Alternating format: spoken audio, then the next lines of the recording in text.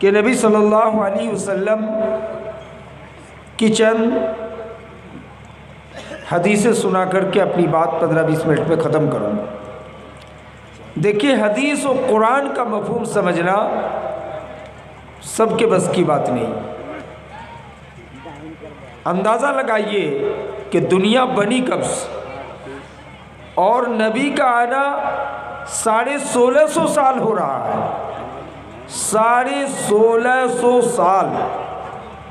اس بیچ میں آج سے 20 سال بیک میں چلے جائیے تو پہلے زمانے سے لے کر کے 20 سال پہلے تک فتوے کا ڈیزائن سیم ایک تھا اور عمل مضبوط، اب فتویٰ بھی مضبوط.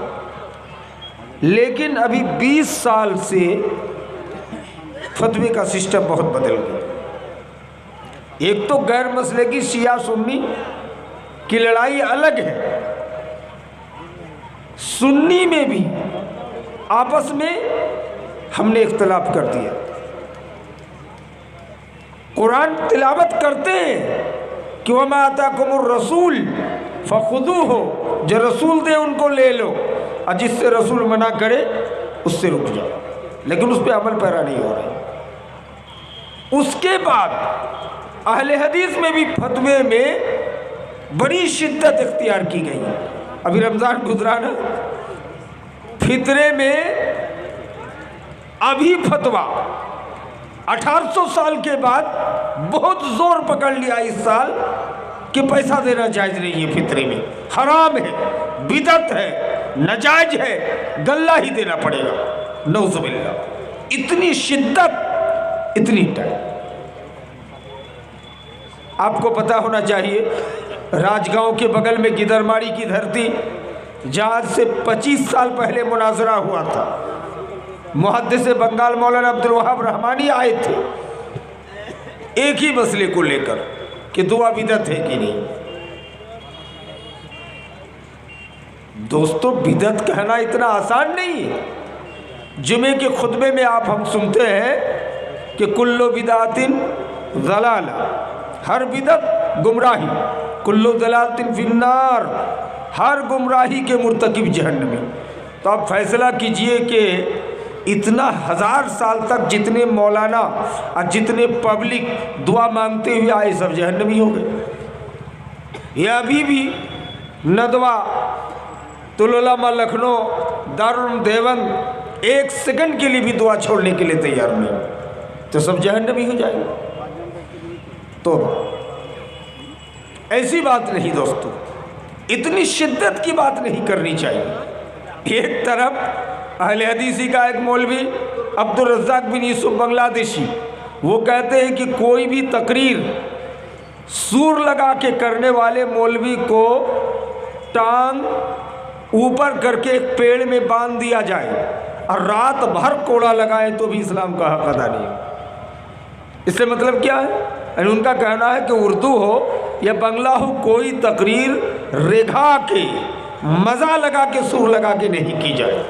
اور اس نے دلیل پیش کی. سمجھ رہے؟ تو اس سے کیا پتہ چل رہا ہے کہ ان کا بھی ایک ڈیزائن کا فتویٰ ہے. اب تک تو سنے یہ بدعت ہے، وہ بدعت ہے، قبرستان پہ جماعت کے ساتھ ہاتھ اٹھا کے دعا بدعت ہے. ابھی نیا فتویٰ آ گیا کہ مٹی دینا بھی بدعت ہے. یہ آپ کم لوگ سنے ہوں گے. کہتے ہیں کہ جنازہ پڑھ کے چلے جائیے، ان کے رشتہ دار لوگ بیٹھے رہیں گے، کودال لے کے مٹی کھینچ کے قبرستان کے اوپر برابر کر دے گا. ان کے رشتہ دار ایک تو دعا منہ میں پڑھ دے گا، ہاتھ اٹھا کے بدعت، اللہم ثبت وثبت الاقدام کہہ کر کے گھر چلے. اب پبلک کی حالت خراب ہو جائے گی کہ مولانا اب کیا سنیں گے. بیچ میں ایک فتنہ تیار ہوا تھا کہ ہر ایک کی مسجد کے سامنے سترا رکھنا ہوگا. سترا عام پبلک جو پڑھے لکھے نہیں، یہ کم سمجھے گے. سترا مانے نماز مسجد کے اندر جہاں جہاں نماز پڑھے گا سب اپنے اپنے سامنے اتنا بڑا لکڑی یا کوئی چیز یا بالٹی یا کوئی چیز رکھ دے گا، اس کے ساتھ بات پڑھے. سمجھ رہے؟ ملکی محلے میں اتنا بڑا بڑا لکڑی بنا کر کے ڈبے میں رکھا ہوا تھا، اور جب جمعہ پڑھنے گھس رہے تھے سب ایک ایک جیب میں لے کے جا رہے تھے. ہم نے کہا یہ کیا چیز ہے بھائی؟ کہ سترا ہے. बगैर सुतरे की नमाज नहीं मस्जिद के अंदर, है कि नहीं। एक जगह में जमात खड़ी हो रही है मेहराब में, और वहाँ सुतरे के लिए जमात खड़ी नहीं हो रही है। कल लेट क्यों भाई, इकामत पढ़ दी गई है तो नमाज शुरू कीजिए। कहते सुतरा नहीं है इमाम के सामने। तो हमने कहा मस्जिद की दीवार किस लिए बनाई गई थी? उस सुतरा चाय की भट्टी में जलाने का काम किया। आप कहेंगे मौलाना इस तरह क्यों जला दी? रंग बिरंग की नई बातें आ रही। आप कहेंगे मौलाना फितरा गले में देना साबित है सुन्नत से, लेकिन पैसा देना नबी और साहबा से साबित नहीं है। आपसे पूछना चाहूँगा कि ये सब तो जाने दीजिए, माइक फलाना ये चिल्लाना, कहेंगे ये सब इबादत नहीं है, मामलात है, लेकिन आज़ान तो इबादत है ना। आज़ान पुकारना मस्जिद में 5 टाइम इबादत। तो नबी के दौर में, साहबा के दौर में, ताबीन के दौर में किसी ने भी माइक पे आज़ान नहीं पुकारा। आप माइक कहाँ से ला के रख दी? पूछा जाएगा तो कहेगा ये ज़रूरत की वजह से माइक लगा दिया गया, ज़रूरत की वजह से माइक लगा दिया गया। और ज़रूरत की वजह से सदक़तुल फ़ितर पैसा नहीं दिया जा सकता है। कुर्बानी में भी कहा है कि एक बकरा में, ऊँट में 10 भाग, गाय बैल में 7 भाग जो हम लोग अब तक देते आए, इसको बिदअत तो खुराफात करार दिया जा रहा है। कहा कि एक आदमी की तरफ से मुकम्मल गाय कुर्बानी देना होगा या ऊँट देना होगा, या 2 आदमी दे सकते हैं। 7 हिस्सा वाले हदीस को कहते सफ़र की हदीस। अब पब्लिक का दिमाग ख़राब होगा कि नहीं मेरे भाई? छोटे छोटे मौलवी का दिमाग ख़राब होगा कि नहीं? हदीस का मफ़हूम समझना आसान नहीं है। एक हदीस सुन लीजिए, नबी सल्लल्लाहु अलैहि वसल्लम ने फरमाया कि जो औरत या जो लड़की सर का बाल कटवा के छोटा कर ले, उस पर खुदा की लानत। लानत बहुत खतरनाक बद्दुआ है। करीब मिनन नार, जहन्नम से करीब, जन्नत से दूरी, जिस पे अल्लाह की लानत। क्या एक हदीस में समझ में आया कि लड़कियों को बाल कटवाना लानत, जहन्नमी जैसा अमल। दूसरी बुखारी की हदीस, नबी सल्लल्लाहु अलैहि वसल्लम की बीवियाँ नबी की वसीयत के मुताबिक बालों को नबी के इंतकाल के बाद कटवा ली थी। नबी के इंतकाल के बाद नबी की बीवियाँ बालों को कटवा ली थी। तो आप कहेंगे मौलाना वो भी हदीस बुखारी की, ये भी हदीस बुखारी की। अभी तो आपने हदीस सुनाया कि नबी ने लानत फरमाया है कि जो लड़की, जो औरत बाल को कटवा ले, और जो नबी की बीवियाँ फिर बाल कटवा ली। जवाब होगा कि बाल कटवा लेना औरत की या लड़कियों के लिए लानत की बात है ही, जहन्नमी का अमल है ही। तो नबी की बीवियाँ कैसे कटवा ली? चूँकि अरब के अंदर बड़ी बड़ी बाल वाली लड़कियों को, औरतों को ज़्यादा पसंद किया जाता था। इमरुल कैस जो अरब का बड़ा शायर था जाहिलियत का, तो वो अपने महबूबा का बाल को हाथ में नापते थे। जिस लड़की का बाल ज़्यादा लंबा हो उस लड़की को पसंद किया जाता था। अपने बेटा का रिश्ता तय करने अरब में जाते थे पहले, तो लड़की का पैर हाथ देखने से पहले बालों को नापते थे हाथ में। जिस लड़की का बाल लंबा हो उसको जल्दी बहू बना लिया जाता था, समझ रहे? और आज हमारे यहाँ क्या रिवाज है, किसी औरत का अगर शौहर मर जाए, हस्बैंड का इंतकाल हो जाए, तो क्या करते हैं? जाहिला औरत भी उस औरत के नाक से नथुनी, कान से बाली, हाथ से चूड़ी, पैर से पायल खोल के हटा दी है ना। इसका मतलब जाहिल से जाहिल औरत को भी ये हदीस सटीक मालूम है। ये अल्लाह के रसूल का फरमान है कि तर्के ज़ीनत के लिए 40 दिन तक शोक व्यक्त करेगी, उनका हस्बैंड इंतकाल हो गया, इसलिए उनके पायल को उतार लिया जाएगा, जेवर 40 दिन के बाद फिर पहन सकती है, समझ रहे? शोक व्यक्त के बाद। हिंदू धर्म है उसमें है कि वो नजायज है, ये मनहूस लड़की है, किस औरत का शौहर मर गया इसलिए उसको जिंदा जला दिया जाएगा। इसको सोती प्रथा कहते हैं। भारत के पूर्व प्रधानमंत्री श्रीमती इंदिरा गांधी, इनका जब हस्बैंड का इंतकाल हो गया तो इंदिरा गांधी को भी जलाने का मसला आ गया था। तो इंदिरा दौड़ के भाग आई थी इंडिया, आकर के भाषण दी थी कि इस्लाम धर्म ही सत्य है जिसमें ये पावर है कि किसी लड़की का अगर शौहर हस्बैंड मर जाए, लड़की जवान है, वो दूसरे मर्द से शोक व्यक्त के बाद शादी कर सकती है। दुनिया में किसी धर्म में ये पावर नहीं दिया है। لیکن اسلام دھرم نے پاور دیا ہے کہ کسی کارن بیماری کی وجہ سے آپ کا شوہر اگر انتقال ہو جائے تو آپ دوسرے مرد سے دوسرے لڑکے سے آپ شادی کر سکتے ہیں۔ لیکن دنیا کے دھرم، عیسائی دھرم، مجوسی دھرم، جین کا دھرم، سکھوں کا دھرم، ہندوؤں کا دھرم، کرسچن کا دھرم، کسی بھی دھرم میں یہ بات لکھی ہوئی نہیں ہے۔ اس طرح لڑکیوں کو زمین میراث میں حصہ دینا، لڑکے کا آدھا جو زمین، یہ بھی دنیا کے کسی دھرم میں نہیں ہے۔ واحد اسلام، قرآن پاک میں اللہ نے کہا وَلِلذَّكَرِ مِثْلُ حَظِّ الْأُنثَيَيْنِ کہہ کر کے دے دیا۔ سمجھ رہے؟ تو اسلام یہ اچھا مقام اور اچھا برتاؤ سب کے ساتھ کیا ہے۔ میں نے آپ کے سامنے جو باتیں بتائی، آپ کہیں کہ مولانا ہمیں پھنسا کے رکھ دی، لیکن اس کا حل نہیں بتایا۔ حل یہ ہے کہ نبی صلی اللہ علیہ وسلم نے اپنی بیویوں کو وصیت کیا تھا کہ میں جب مر جاؤں گا تو تم لوگ جس طرح ترک زینت کے لیے زیور اتار لوگی تو تھوڑا بال کو بھی چھوٹا کر لینا۔ کٹوا لینے کا مطلب یہ نہیں کہ بیوٹی پارلر میں جا کر جو لڑکیوں کی آج پرینکا گاندھی کی طرح بال کٹنگ کر دیا جاتا ہے، ایسا نہیں، کٹوا لیتے تھے چھوٹا، ترک زینت کے لیے زیور، اس طرح بال کو بھی کٹوا لینے کا حکم دیا تھا۔ اب وہ اپنی جگہ حدیث صحیح ہے کہ عام طور پر لڑکیوں کے بال کٹوانا خوبصورت کے لیے، لڑکی جب 15 سال کی ہو جائے، اب 15 سے نیچا 12 سال 7 سال 8 سال کی لڑکی ہے تو اس کو اگر ٹکلا بھی کر لے تو کوئی گناہ نہیں ہے، لیکن جوان بچی ہو جائے 15 سال 16 سال کو جوانی کی پر پہنچنے لگے تو اس کا بال کٹوانا شریعت پہ حرام قرار دیا۔ تو حدیث سمجھنے کے لیے بھی ہمیں آپ کو اور علماء کو سسٹم چاہیے، دماغ چاہیے۔ چند حدیث سن کے اسلام کو، ایک صاحب ہم کو فتویٰ دکھانے لگے کہ مولانا فطرے میں غلہ ہی دینا ہوگا، پیسہ دینا حرام، دلیل؟ تو عرب کے بڑے مولانا مفتی اعظم شیخ ابن باز کا فتویٰ لا دی، پوری دنیا کے بڑے عالم علامہ ناصر الالبانی رحمۃ اللہ علیہ کا فتویٰ لگا۔ اس نے لکھا ہے کہ اہل علم کے نزدیک غلہ ہی دینا ہوگا، سنت طریقہ، پیسہ نبی اور صحابہ سلف میں نہیں پایا جاتا ہے۔ ہم نے کہا ان کا فتویٰ اپنی جگہ صحیح ہے۔ آئیے بھی جانتے ہیں کہ اہل حدیث کے بہت بڑے عالم علامہ ناصر الالبانی اور شیخ عبدالعزیز بن عبداللہ ابن باز عرب کی مفتی اعظم، اس میں کوئی شک نہیں، لیکن نبی نہیں تھے۔ دلیل یہ جو مسجد میں محراب بنا ہوا جہاں امام کھڑا ہوتے ہیں، علامہ البانی کہتے ہیں محراب بنانا بدعت، کیا ہے؟ بدعت، اور شیخ ابن عباس کہتے ہیں سنت۔ اب کیا کیجیے، علامہ البانی سے غلطی ہو گئی نا؟ جی ہاں غلطی ہو گئی شیخ البانی۔ شیخ ابن باز عرب کے مفتی اعظم کہتے ہیں سمیع اللہ لمن حمیدہ کے بعد ہم لوگ ہاتھ سے چھوڑے رہتے ہیں، وہ کہتے ہیں ہاتھ باندھ لینا ہوگا نہیں تو نماز مکمل نہیں ہوگی۔ انہوں نے کتاب لکھا اتمام الخشوع وصولیت بعد الرکوع کا، خضوع متعین ہونے کے لیے سمیع اللہ کے بعد ہاتھ پیر باندھ لینا پڑے گا، اس کے بعد اللہ اکبر کہو کہ سجدے میں چلیے۔ اور علامہ البانی یہ بھی اہل حدیث کے بڑے عالم ہیں، ان کے بارے میں مشہور ہے کہ پورے نیلے آسمان کے نیچے، نیلے گگن کے نیچے علامہ البانی سے بڑے عالم نہیں ہیں۔ اب وہ کہتے ہیں کہ بدعت ہے ہاتھ باندھنا سمیع اللہ کی بات۔ اب کیا جواب دیجیے؟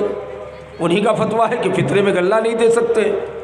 دیکھیے اہل حدیث کا فتویٰ ہے وما آتاکم الرسول، جو رسول دے ان کو لینا ہے، جس سے رسول منع کرے اس سے رک جانا ہے۔ آپ کہیں کہ مولانا اتنے بڑے بڑے عالم کی توہین ہو رہی ہے، تو یہی تو حال حنفی بھائیوں کا ہے۔ امام اعظم ابو حنیفہ نے کہا 20 رکعت تراویح، تو حنفی بھائی کہیں گے عراق کا امام ہے، 20 سے ہم لوگ کمنے والے نہیں ہیں۔ حنبلی کہے گا امام احمد بن حنبل کا فتویٰ ہے کہ 40 رکعت تراویح ہے روایت قدیمہ میں، اس لیے ہم 40 پڑھیں گے۔ مالکی کہیں گے کہ امام مالک کا فتویٰ ہے کہ 80 رکعت تراویح پڑھیں گے، حدیث بخاری مسلم کی من قام ایمانا واحتسابا غفر له ما تقدم من ذنبه، رات بھر کا قیام 80 رکعت تراویح میں ہوگا۔ اہل حدیثوں نے کہا کہ امام مالک کا 80 رکعت کو پھینک دو، امام احمد بن حنبل کی 40 رکعت کو ردی کے ٹوکری میں پھینک دو، امام ابو حنیفہ کا 20 رکعت کو ردی کے ٹوکری میں پھینک دو۔ اماموں کا امام حضرت محمد مصطفیٰ کی حدیث تلاش، قرآن دیکھو، حدیث بخاری کی مل گئی جو قرآن کے بعد سب سے اونچی حدیث کی کتاب ہے، نبی نے فرمایا رمضان غیر رمضان کبھی بھی 11 رکعت سے زیادہ نہیں پڑھتے تھے. سمجھ رہے ہیں؟ اس لیے رمضان میں 3 رکعت وتر پڑھنا ضروری ہے. اگر 1 رکعت پڑھ کے بھاگو گے تو 9 ہی رکعت ہوگا. یہاں بخاری مسلم کی روایت میں 11 رکعت ہے. لہٰذا امام ابو حنیفہ کی 20 فیل، امام احمد بن حنبل کا 40 فیل، امام مالک کا 80 فیل گیا. حدیث کے مطابق سنت 11 رکعت. چیلنج، اگر کوئی زیادہ پڑھنا چاہے تو 200 رکعت بھی پڑھ سکتا ہے. دلیل حضرت ابو سعید خدری رمضان میں اور غیر رمضان میں رات بھر نماز پڑھتے تھے. 2 رکعت پڑھی سلام پھرے، 2 رکعت پڑھی سلام. 200 رکعت، کبھی 100 رکعت. یہ نفل ہے. آج بھی کوئی پڑھنا چاہے راج گاؤں میں تو مسجد میں پڑھے ہوں. 2 بجے 2:30 بجے رات کو جگ کے وضو کر کے 50 رکعت 100 رکعت پڑھی، کوئی حرج نہیں. لیکن سنت طریقہ نفل میں تراویح میں 11 ہی رکعت ہے. یہی تو ہمارا کام. فتویٰ مسئلہ حل ہو گیا. اب سنت طریقہ ہے کہ فطرے میں غلہ دیا جائے. غلہ میں بھی سب نہیں چلے گا. کھانے کا غلہ، کھانے کا غلہ. کھاتے کیا ہے؟ بھات روٹی. تو آٹا دیجئے 1.25 کلو اور 1.25 کلو چاول، یہی دینا ہوگا. یہ زیادہ اتم طریقہ. لیکن اگرچہ نبی کے طور پہ کوئی پیسہ نہیں دیا ہے، لیکن پیسہ بھی دے سکتے ہیں. سنت. لیکن حرام کہاں سے آپ پا لیے کہ پیسہ دینا حرام ہے؟ آپ کہیں گے پیسہ دینا حرام ہے، ہم کہیں گے مائک میں اذان دینا حرام ہو جائے گا. حدیث سے ثابت نہیں. مدرسے میں آپ پکے کا مدرسہ بنائے، کس حدیث سے ثابت ہے؟ مسجد کے اندر ماربل سٹا دی، کس حدیث سے ثابت ہے؟ مسجد میں چٹائی بچھا رہے ہیں، کس حدیث سے ثابت ہے؟ امام کے لیے آپ مخمل بچھا رہے ہیں، یہ کس حدیث سے ثابت ہے؟ مدرسے کے اندر گھنٹی بجا رہے ہیں جو مندر کی گھنٹی ہے، کہتے تعلیم کے لیے جائز ہے، کس حدیث سے ثابت ہے؟ ایک مولوی پڑھا کے نکل رہے ہیں، دوسرا گوت رہے ہیں. یہ تو انگریز کا طریقہ ہے، کرسچن کا طریقہ ہے. آپ نے دینی مدرسے میں یہ انگریز کا طریقہ بنائے ہو کہ گھنٹی جب مارے گا تو جو پہلی گھنٹی میں پڑھا رہے نکل کے دوسری کلاس میں جائے گا اور دوسرا والا اس کلاس میں آئے گا. ایک کا نکلنا ایک کا جانا، یہ تو شریعت کے خلاف ہے. کہیں گے یہ سب چلے گا، معاملات کا معاملہ ہے. میرے بھائی اتنی شدت کا فتویٰ نہ کریں. عبدالرزاق بن یوسف کی طرح یہ کرنے سے 40 دن کی نماز قبول نہیں، وہ کرنے سے 40 سال تک نماز قبول نہیں ہوگی. جو بھی بیچارہ نماز پڑھ رہا تھا وہ نہیں ہوگا. ایک صاحب کہہ رہے ہیں کہ جو روزہ رکھ کے نماز نہیں پڑھتا ان کا روزہ نہیں ہوگا. بالکل غلط. روزہ تو ہوگا اپنی جگہ، لیکن نماز چھوڑا اس کا گناہ ملے گا. کوئی نماز پڑھتا ہے لیکن روزہ ہی نہیں رکھتا ہے، کہیں گے نماز پڑھے کی فائدہ ہے، روزہ رکھو نا. غلط بات. نماز پڑھا، نماز پڑھنے کا تو ثواب ملے گا، روزہ چھوڑ دیا اس کا گناہ ملے گا. آپ کہہ رہے ہیں کہ یہ کر کے کیا فائدہ، یہ کر کے کیا فائدہ. اس لیے فتوے میں میرے بھائی شدت نہ اختیار کرے. مسجد کے اندر سترا اترا کوئی چیز نہیں ہے. بس بخاری مسلم کی روایت ہے کہ صحابہ کرام فرض پڑھنے کے بعد سترے کے لیے لپک پڑتے تھے. وہ کیا نا صحابہ یقتدرون الی السترہ بعد الصلاۃ المکتوبہ، فرض نماز کے بعد سترے کی طرف لپک پڑتے تھے. کیا آگے وضاحت آ رہی ہے حدیث میں؟ الی الجدران والعمود، دیوال کی طرف، کھمبوں کی طرف. لہذا ہم لوگوں کو بھی چاہیے کہ ہم زیادہ سنت پڑھیں گے. کوئی بیوقوف آدمی ہے کہ سنت زیادہ پڑھے گا، گیٹ میں کھڑا ہو گیا ہے، جمعہ کے بعد 2 رکعت پڑھ کے پھر 2 رکعت شروع کر دیا ہے. ہم 2 رکعت پڑھ کے نکلنے والے ہیں، پیچھے لوگ سنت پڑھ رہے ہیں، بڑی دقت ہو رہی ہے. تو اس کو چاہیے کہ جن کو زیادہ سنت پڑھنی ہے دیوار کے سامنے کھڑا ہوگا، یہ پیلر دیکھ کے کھڑا ہوگا. اور ہم جانتے کہ ہم 2 ہی پڑھیں گے، ہمارے آگے والا بھی 2 پڑھے گا، ہم نکل جائیں گے وہ بھی نکل جائے گا. ستری کی کہاں ضرورت پڑ گئی میرے کو؟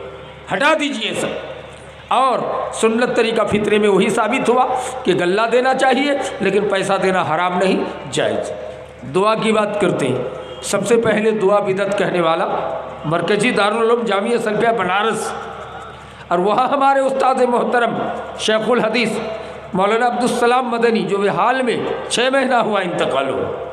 اصغر مدنی کے بھی استاد ہیں، اتنے بڑے عالم تھے. علامہ عبید اللہ رحمانی کے خوشاچی تھے علامہ عبدالسلام مدنی رحمۃ اللہ علیہ. زندگی بھر دعا نہیں چھوڑی.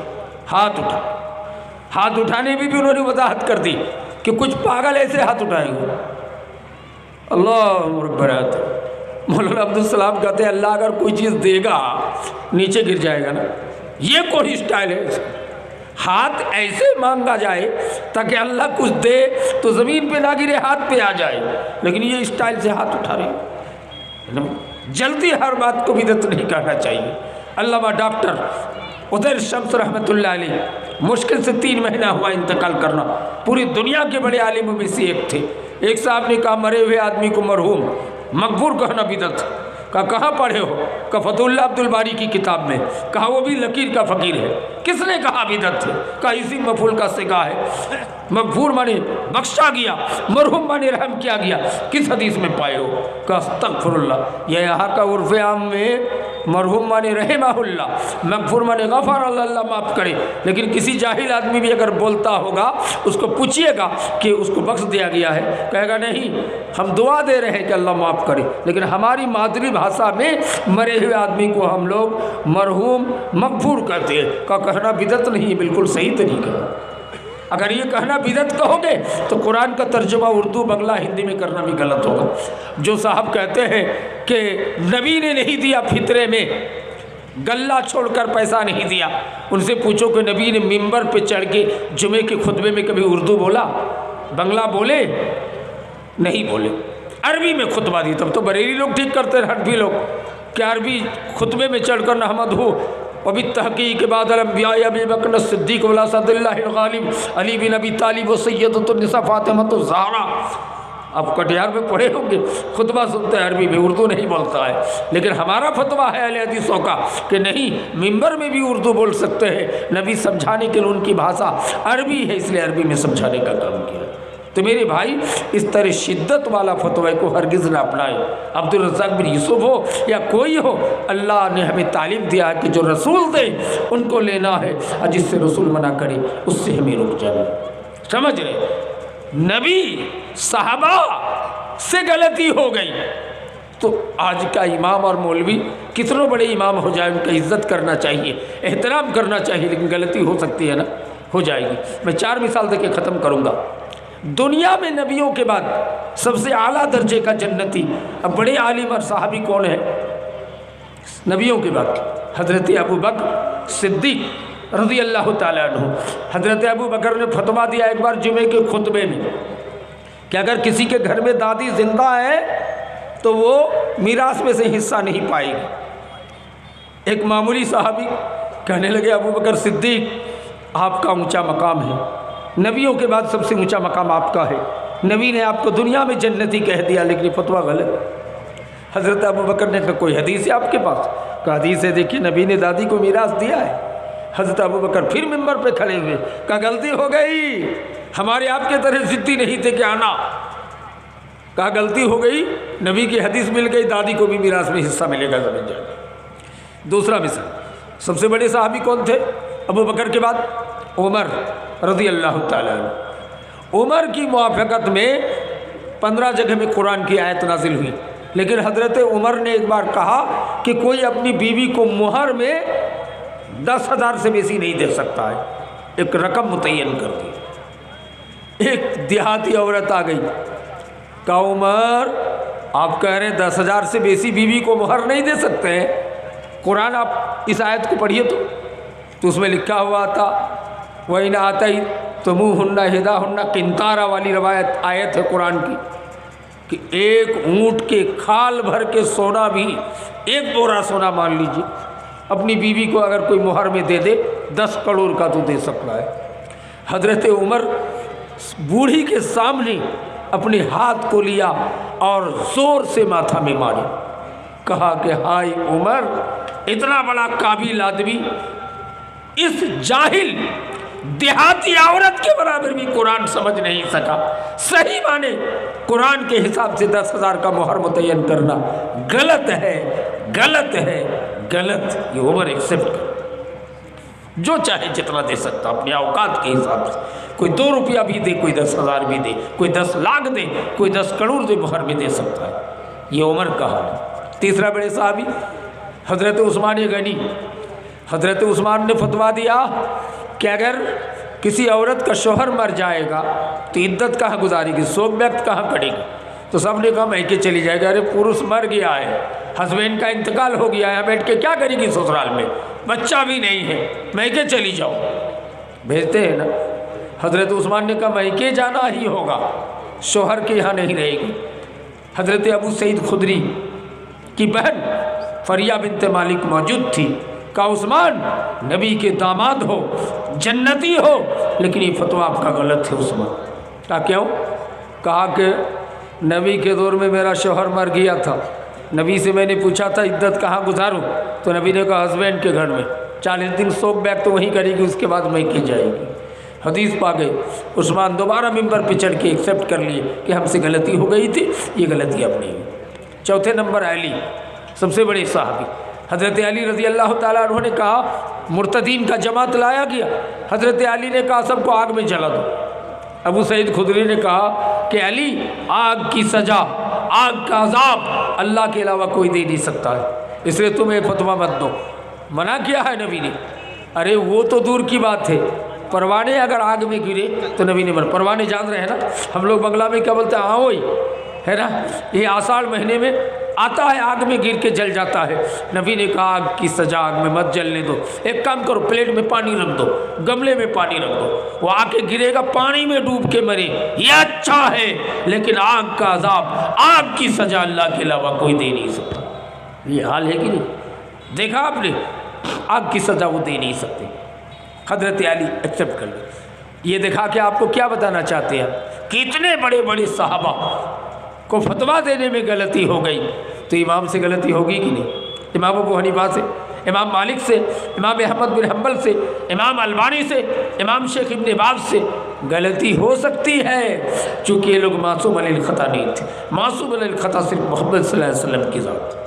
اللہ نے کہا ما آتاکم الرسول، جو رسول دے اس کو لینا ہے، اور جس سے رسول منع کرے اس سے رک جانا۔ نبی کے علاوہ کسی بھی بڑے سے بڑے آدمی سے غلطی ہو سکتی ہے۔ میں ٹائم ختم کرنا چاہوں گا، آپ مولانا حضرت علی کو لے آئیں۔ میں آپ کو یہ کہنا چاہتا ہوں کہ فتوے کے معاملے میں جھگڑا نہ کریں۔ التوسط بین الافراط والتفریط کی راہ، جو پہلے سلف کر کے آئے وہی اچھا ہے، وہی ایک نمبر راستہ ہے، زیادہ ٹائٹ نہیں اور زیادہ ڈھیلا بھی نہیں۔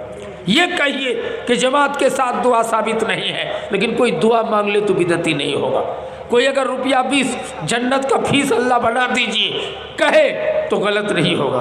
کوئی سور لگا کے بنگلہ یا اردو تقریر کر دے تو گناہ نہیں ہوگا، اس لیے کہ رگا کی بھی اسلام کی بات بتائی جا سکتی ہے، اس لیے شدت نہ کرے۔ کوئی اگر فطرے میں پیسہ دے دے تو کوئی حرج کی بات نہیں ہے، کوئی گائے کی قربانی 7 حصہ کر دے تو کوئی حرج کی بات نہیں ہے، کوئی عقیقے کے گوشت کو خود بھی کھائے دوسروں کو تقسیم کر دے کوئی حرج کی بات نہیں ہے، عقیقہ میں کوئی دتا ہوا شرط بھی نہیں ہے، لیکن غلط سلط فتویٰ امت کے اندر رائج نہ کریں۔ بڑے سے بڑے صحابہ کرام سے جب غلطیاں ہو سکتی ہے تو آج ہم آپ جیسے مولوی سے تو غلطیاں بہت زیادہ ہو سکتی ہے، کوئی حرج کی بات نہیں ہے، اس سے معافی مانگ لینا چاہیے، ہار مان لینا چاہیے، اور معاشرے میں جدید نیا فتویٰ نکالنے کی کوشش ہرگز نہ کیا جائے، ہے کہ نہیں؟ اللہ کے رسول نے فرمایا جنازہ پڑھ کے کیا نیکی ملے گا جانتے ہو؟ 2 قیرات وزن ہے، 1 قیرات احد پہاڑ کے برابر کا، کس میں کا جنازہ پڑھنے میں 1 قیرات، اور 1 قیرات 3 لب بسم اللہ کہہ کے 3 لب مٹی دینے میں 2 قیرات ہے۔ اس کے بعد اللہ کے رسول نے کہا استغفرو، جمع کا صیغہ استعمال کیا ہے کہ تم سب مل کر کے اپنے بھائی کے لیے دعا کرو، ابھی ہی تم لوگوں کے جانے کے بعد قبر میں ان کو اٹھا کے بیٹھا دیا جائے گا، زندہ کر دیا جائے گا، سب ان کی ثابت قدمی کے لیے دعا کرو۔ میرے بھائی، بڑے سے بڑے علماء، بڑے سے بڑے محدثین اس بات کے قائل تھے کہ دعا کے لیے قید نہیں لگانا چاہیے، فرض نماز کے بعد ہاتھ اٹھا کر اجتماعی دعا۔ کون ہوتے ہو یہ قید لگانے والے؟ مطلق پوچھو دعا مانگنا کیسا ہے؟ ہاتھ اٹھا کے مانگ سکتے ہیں، ہاتھ گرا کے مانگ سکتے ہیں، جماعت کے ساتھ مانگ سکتے ہیں، الگ سے مانگ سکتے ہیں۔ اللہ اکبر! حدیث ہے نبی کائنات صلی اللہ علیہ وسلم کو اللہ نے مخاطب ہو کر حدیث قدسی میں کہا کہ بندہ جب ہاتھ اٹھاتا ہے رب کہتا ہے 3 بجے رات کو، رات کے آخری حصے میں سمائے دنیا میں اللہ آ جاتا ہے، کہتا میرے بندے کے ہاتھ کو خالی واپس کرنے سے مجھے شرم لگتا ہے، مجھے اچھا نہیں لگتا ہے کہ بندہ بھیک مانگ رہا ہے میرے دربار میں ہاتھ اٹھا کے، اس لیے اس کے ہاتھ کو ہم خالی واپس نہیں کریں گے۔ یہ تمام احادیث اور آیت قرآنیہ اس بات پر دال ہے کہ جماعت کے ساتھ اگرچہ واضح طور پہ حدیث موجود نہیں ہے، لیکن ثوابت قرائن سے پتہ چلتا ہے کہ اگر کبھی جماعت سے مانگ لے تو بدعت نہیں ہوگا۔ یہ الگ بات ہے کہ پریکٹیکلی طور پہ نبی صلی اللہ علیہ وسلم کی سنت سے ایسا ثابت نہیں ہے، اس لیے اس کو ہم سنت نہیں بتا سکتے۔ میری بھائی، شدت سے ہٹ کر میڈیم فتویٰ، اللہ نے کہا ہے خیر الامور اوسطها، بہترین عمل بہترین معاملہ بیچ کا معاملہ ہے، میڈیم معاملہ ہے، نہ زیادہ ٹائٹ نہ بہت زیادہ ڈھیلا۔ اس لیے میرے بھائی، ہم میڈیم فتوے پہ عمل کریں، شدت نہ اختیار کریں، ایسا فتویٰ نہ دیں جس سے ہماری اور قوم کی حالات بگڑ جائے میرے بھائی۔ اس لیے خلیفہ ہارون رشید بادشاہ تھے، انہوں نے قانون نافذ کیا تھا کہ کوئی مولوی اس وقت تک تقریر نہیں کرے گا جب تک ان کا عمر 40 سال نہ ہو جائے۔ ان سے پوچھا گیا کیوں؟ کہا کہ نبیوں کو نبوت دی گئی تھی 40 سال کے بعد۔ اس کا مطلب 40 سال کے بعد مولوی کا بھی عقل پختہ ہو جاتا ہے، وہ ٹھوکریں کھا کر سمجھ جاتا ہے کہ اب کیسا فتویٰ دینا چاہیے۔ خلیفہ ہارون رشید کے دربار میں 3 مولوی پڑھ کے آتا ہے، 40 سال کے بعد پورا لیا۔ کہا ہے بادشاہ 40 سال ہو گیا، اب ہم 3 مولوی کو مائک میں تقریر کرنے کا موقع دیجیے، جمعے کا خطبہ دینے کا موقع دیجیے۔ کہا دیں گے، لیکن تینوں مولوی کا ایگزام لیں گے۔ کہا کب؟ کہا پرسوں آ جانا۔ پرسوں تینوں مولوی آ گئے۔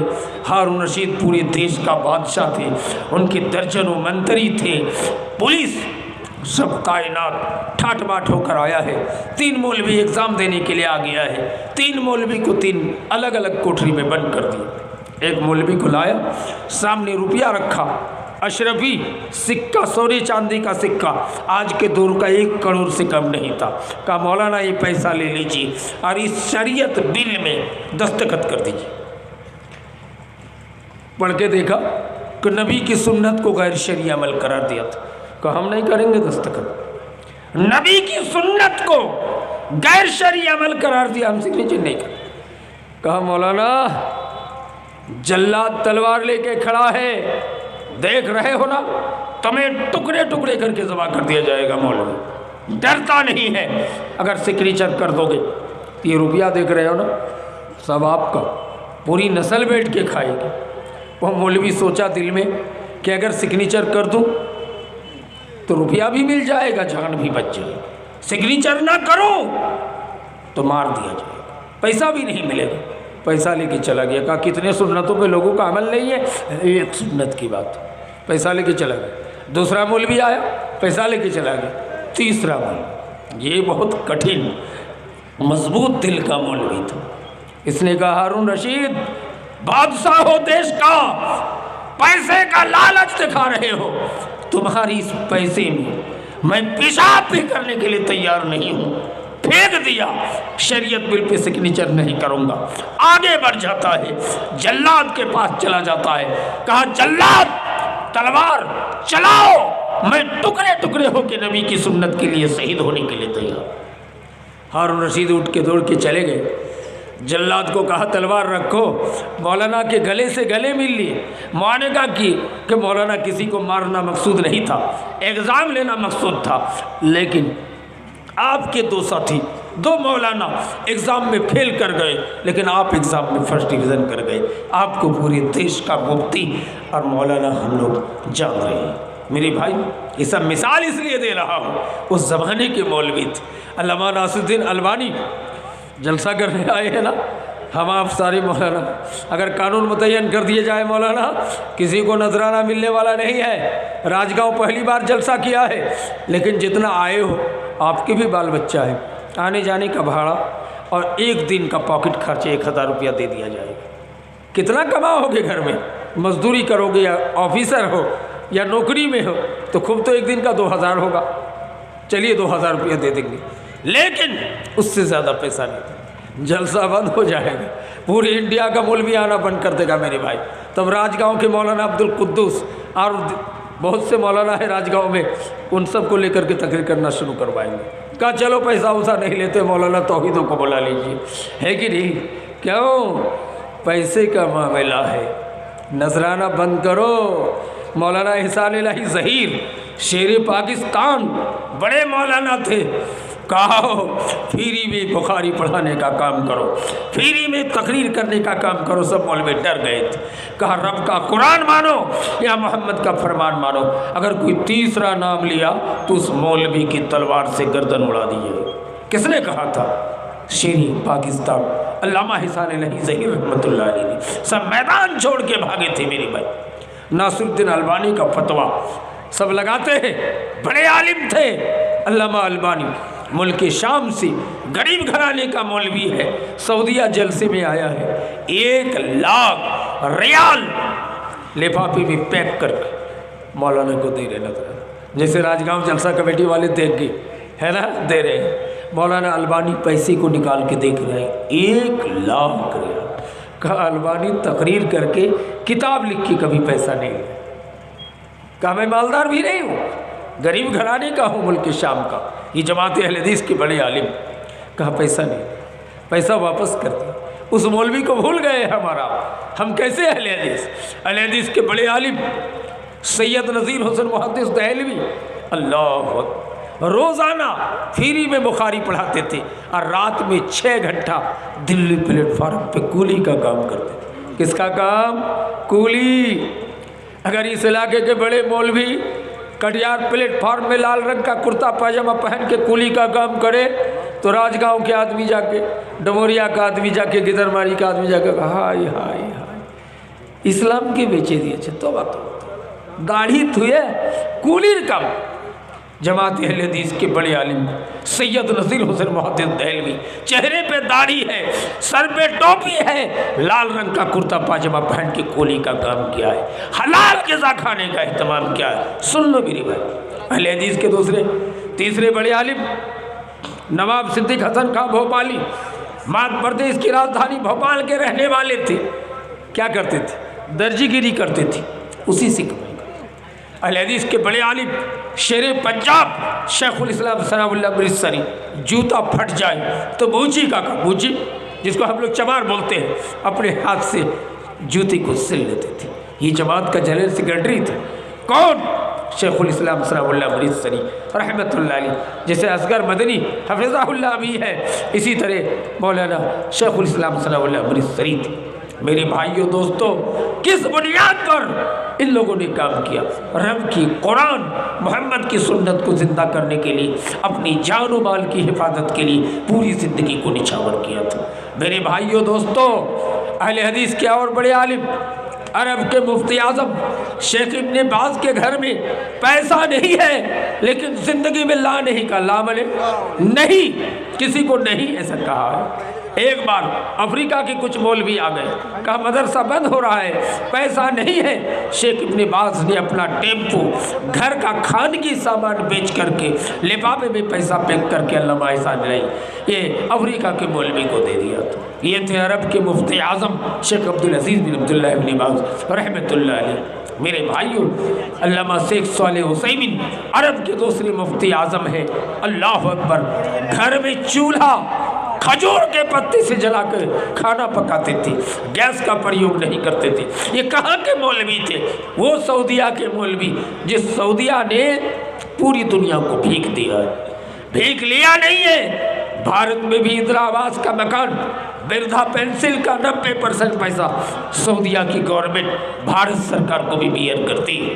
میری بھائی، کٹیہار میڈیکل کالج، ایک آدمی سعودیہ کے عبداللہ توائجری نام کا آدمی جس نے پورا پیسہ دے کر کے کٹیہار میڈیکل کالج کا زمین خرید کے بلڈنگ بنوایا تھا اشفاق احمد کریم کے توسط سے۔ بعد میں سرکار نے منظوری کر لیا، سب کہہ رہے کٹیہار میڈیکل کالج اشفاق احمد کریم، اشفاق احمد کریم، لیکن 90% مسلمان کو معلوم نہیں ہے کہ سعودیہ کا ایک مولانا کے چمڑے سے یہ کٹیہار میڈیکل کالج تیار ہوا ہے۔ میری بھائی، پوری دنیا کے بڑی بڑی یونیورسٹیاں، بڑے بڑے کالجز، اب بڑے بڑے مدرسے، بڑے بڑے اسکول، جس کو پیسہ دیا ہے پوری دنیا کو بھیج دیا ہے۔ اور اس عرب کے مفتی اعظم کے گھر میں آج بھی کھجور کے پتے سے، جسے ہم لوگ پوال میں کھانا بناتے ہیں، گیس چولہا میسر نہیں ہے۔ یہ غریبی ہے کہ دنیا کو بھیج دیا ہے لیکن اپنی فقیری کی زندگی گزارا ہے۔ میرے بھائی، یہ جماعت कायनात के बड़े बड़े आलिम, बड़े बड़े मुहद्दिस, बुजुर्गान दीन की सीरत पढ़ी, तारीख पढ़ी, खाली फतवाबाजी ना करे कि ये हराम है, ये हराम है, ये हराम है। एक आखिरी कोटेशन 1 मिनट बोल के ख़त्म कर रहा हूँ। मौलाना आ चुके हैं, हज़रत मौलाना हज़रत अली साहब जीवनी वक्ता, बहुत अच्छी तकरीर करते हैं, आपको सुन के जाना है। मैं आपको कहना चाहूँगा, जो आखिरी कड़ी, आखिरी बात कहनी है, वो कौन सी बात है? वो बात यह है कि मेरे भाई, हमारा अपने अंदाज में कुछ भी बोले, कुछ भी करे, अलग मामला है, लेकिन वो लोग कितने मुहतात थे, कितने हर मामले में एहतमाम करने वाले थे कि छोटी छोटी बात का भी वो एहतमाम करते थे। अल्लाह अकबर। वो लोग पैसे कौड़ी के मामले में, हलाल ग़िज़ा खाने का एहतमाम में, फतवाबाजी में इस चीज़ को मानते थे, करते थे कि छोटी बात को हम मसला नहीं है। जो बात बताना चाहता हूँ, एक आदमी है इराक़ का, जिसने नबी के नाती हज़रत हुसैन का माथा काट कर यजीद के दरबार में लाया था। आज बरेली हजरात हरे रंग में मुहर्रम मनाते हैं हुसैन का मातम, और शिया हजरात काले कपड़े में अपने हाथ को भी काट लेता है। ये हुसैन हुजूर के नाती हैं। ये हुसैन को नबी से इतना प्यार कि नबी जुमा का खुतबा दे रहे हैं, हुसैन छोटा बच्चा है, आते हुए देख रहे हैं, नबी हुसैन को गोद में उठा के जुमा का खुतबा दिया था। ये हुसैन जिनको नबी लेकर के ईशा की नमाज पढ़ा, जब सजदे में जाते हुसैन को रख देती, जब क़याम करते हुसैन को गोद लेके ईशा की नमाज पढ़ाया था। इतनी मोहब्बत। और हुसैन का माथा काट कर इराक़ का एक आदमी लाया यजीद के दरबार। अब बहुत दिनों के बाद फतवा पूछने वही आदमी पहुंचा कहाँ? मदीना। मदीने में बड़े मुफ्ती कौन थे? अब्दुल्ला इब्न अब्बास रज़ियल्लाहु ताला अन्हुमा, नबी के चचेरे भाई हैं, मुफस्सिर कुरान हैं, जन्नती सहाबी हैं। बैठे हैं असर के नमाज के बाद, का इराक़ से कुछ मेहमान आया है, क्या बात है? फतवा पूछने के सब आके बैठ गए। का क्या बात है? का हमारे गांव के एक मौलवी ने मच्छर मार दिया, और एक ने मक्खी। मक्खी मच्छर समझ रहे हैं ना, बांग्ला में मौसा और माची। उस मौलवी के पीछे नमाज होगी कि? कहा मच्छर भी एक जीव है और मक्खी भी जीव है, अजीब हत्या पाप है, तो ऐसे मौलवी के पीछे नमाज होगी। कौन फतवा पूछ रहे हैं? जो हुजूर के नाती, हुजूर के नाती, जन्नत के नौजवानों के सरदार हज़रत हुसैन का माथा काट कर यजीद के दरबार में लाया था। फतवा पूछ रहे। फतवा जी ही पूछना था, अब्दुल्ला इब्न अब्बास रोने लगे। रो रो के उनकी दाढ़ियाँ भीग कर आंसू ज़मीन पे गिरने लगे। वो लोग समझ नहीं पा रहा था। कहा कि हम लोग फतवा पूछे, लेकिन इतने बड़े मौलाना अब्दुल्ला इब्न अब्बास रोने क्यों लगे? कहा क्यों रो रहे हो? कहा तुम्हें शर्म नहीं आती है? मैं तुमको पहचान रहा हूँ, तुम हो कि नबी की लगती जिगर, नबी के प्यारे नाती हजरत हुसैन का सर काट करके यजीद के दरबार में तुम लाया था। बेमान, आज तुम फतवा पूछने आए हो कि हमारे गांव के मौलवी ने मच्छर मार दिया है, मक्खी मार दिया है, उनके पीछे नमाज होगी कि नहीं? आज तुम्हें जीव हत्या का फतवा सुना। यही हाल हमारे सिरशाबादी माशरे में है कि सब चूहा खा के चली बिल्ली हज को। हज़ारों बड़े बड़े गुनाह है, फतवेबाजी हो रही है कि हाथ उठाना सुन्नत है की बिदअत, फतवाबाजी हो रही है कि सुतरा लगाया जाके नहीं, फतवाबाजी हो रही है कि फितरे में अनाज के अलावा पैसा चलेगा कि नहीं, हराम व बिदअत होगा। मेरी भाइयों दोस्तों, अगर कौम को बचाना चाहते हो तो तशद्दुद से हटकर बैन तशद्दुद बैन इफ़रात व तफरीत मीडियम फतवा किताब और सुन्नत की रोशनी में जो सलफ सालिहीन सहाबा ताबीन बुजुर्गान दीन इमामान दीन से मनकूल है, उस पर हम अमल करें, मुत्तहिद हो और गलत सलत टाइप या नादिर फतवा देकर हम उम्मत को गुमराह न करें। अल्लाह ताला से दुआ है रब्बुल आलमीन, मैंने इतने कम टाइम में बहुत सी हदीसें सुनाने की जसारत की है। बड़ी बड़ी उलमाए किराम मुहद्दिसीन का वाक़या सुनाया। अल्लाह इस पर हमें और तमाम मुसलमानों को अमल करने की तौफीक अता फरमाए। मज़ीद हम ये दुआ करेंगे, गुजारिश करेंगे कि अल्लाह हम सबको हिदायत दे कि हम छोटे छोटे फतवे को लेकर बाल का खाल ना निकालें। हम जो सही मसला है किताब और सुन्नत की असल फतवे की तरफ उम्मत को باور کرائے، ان کی طرف توجہ مبذول کرائے اور اس پہ عمل کرے۔ یہی چند کلمات کے ساتھ آپ حضرات سے دعا کی درخواست کہ میں بھی شوگر کا مریض ہو چکا ہوں اور طبیعت ہمیشہ خراب رہتی ہے، آپ حضرات سے دعا کی درخواست سے اپنے لیے اور آپ حضرات کے لیے بھی میں دعا کروں گا کہ رب العالمین تمام مسلمانوں کو صحت و عافیت کے ساتھ رکھے۔